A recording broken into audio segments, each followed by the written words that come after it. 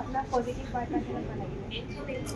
মই খুবেই ভাল পালোঁ পজিটিভ পাৰ্টটো এইটো প্ৰথমবাৰৰ কাৰণে মই দেখিছোঁ আজি ইটছ আই থিংক মই যিমানখিনি বুজি পাইছোঁ এইটো এটা পজিটিভ নিউজৰ এটা সমাহাৰ আৰু আশা কৰিছোঁ এইখিনি সময়ত য'ত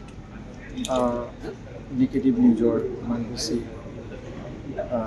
মানে আগ্ৰাসন হৈছে পজিটিভ বাৰ্তাই মানুহৰ মনটো নতুন বাৰ্তালোচনীৰ প্ৰতি আকৃষ্ট কৰে।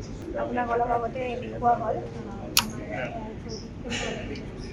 হয় খুব ভাল লাগিলে আৰু যদি মেডিকেল ইনষ্টিটিউশ্যনত এতিয়া AI ইউজ কৰি আছে নতুনকৈ এইটো এটা নতুন টেকন'লজি আৰু ইণ্ডিয়াৰ আজিৰ তাৰিখত প্ৰধানমন্ত্ৰী ডাঙৰীয়াৰ নেতৃত্বত আমি দেখিছোঁ যে AI আৰু বিশেষকৈ আমি নতুন যিটো টেকন'লজি তাত আমি আগবাঢ়িব কাৰণে যথেষ্টখিনি উৎসাহ পাইছোঁ গতিকে তেনে ক্ষেত্ৰত যদি মেডিকেল এডুকেশ্যনত AI ইণ্টিগ্ৰেশ্যন হয় ইন এ প্ৰপাৰ ৱে নিশ্চিতভাৱে বহুত লাভান্বিত হ'ব।